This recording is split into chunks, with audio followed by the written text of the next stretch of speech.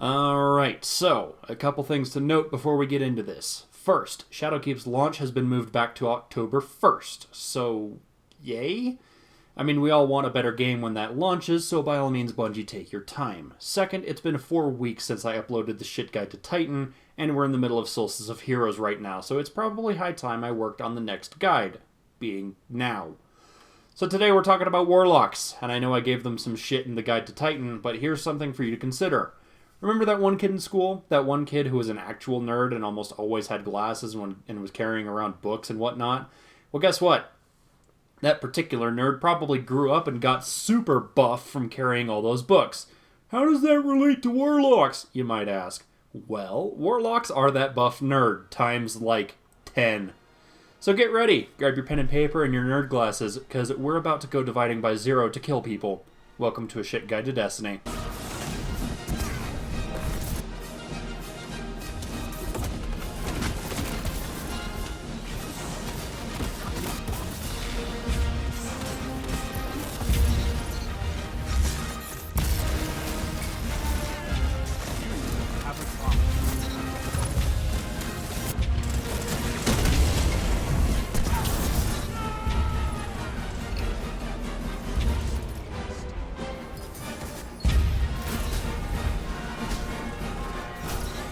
Get out of my face!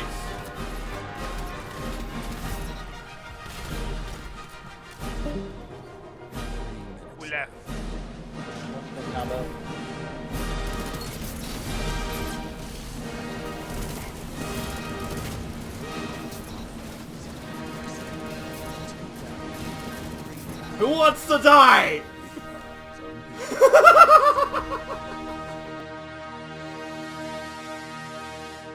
Your shit guide title still isn't very creative. Shut up! Provide me with something better and I'll use it, but until then, keep quiet. Back on track. Do you like explosions? Do you like being the smartest person in the room? Do you like getting revenge on those D-boys in SCP's secret lab because they stole your keycard? Well then keep watching, because Warlock might be exactly what you want. Just like before, we're going to talk about the different elements of subclass, in which Warlocks have 3, just like every other class. With each subclass, of course, having a different element, being Solar, Void, and Arc. See a pattern here? As well as having different trees, with the middle tree of each requiring the Forsaken expansion to unlock. Each of these subclasses can be classified as such. Flaming Master Sword.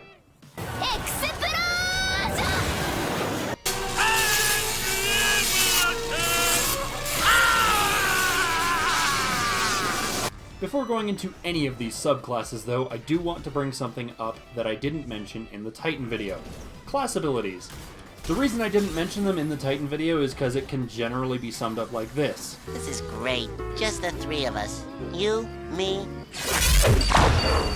and this brick wall you built between us. For Warlock's class abilities, you get to put one of 2 kinds of circle on the ground. Either one that heals you or one that increases your damage, but most of the time just use the healing one. Now on to the actual subclasses. Flaming Master Sword trees can be distinguished like so. I believe I can fly. This land is my land, and good luck dodging this if you're underneath it.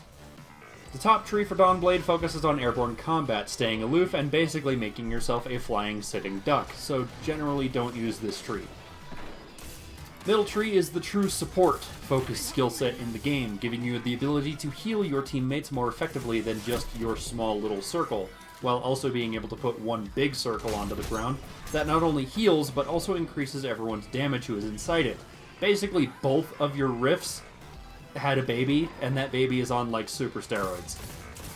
By far one of the best subclasses, use this one in most circumstances.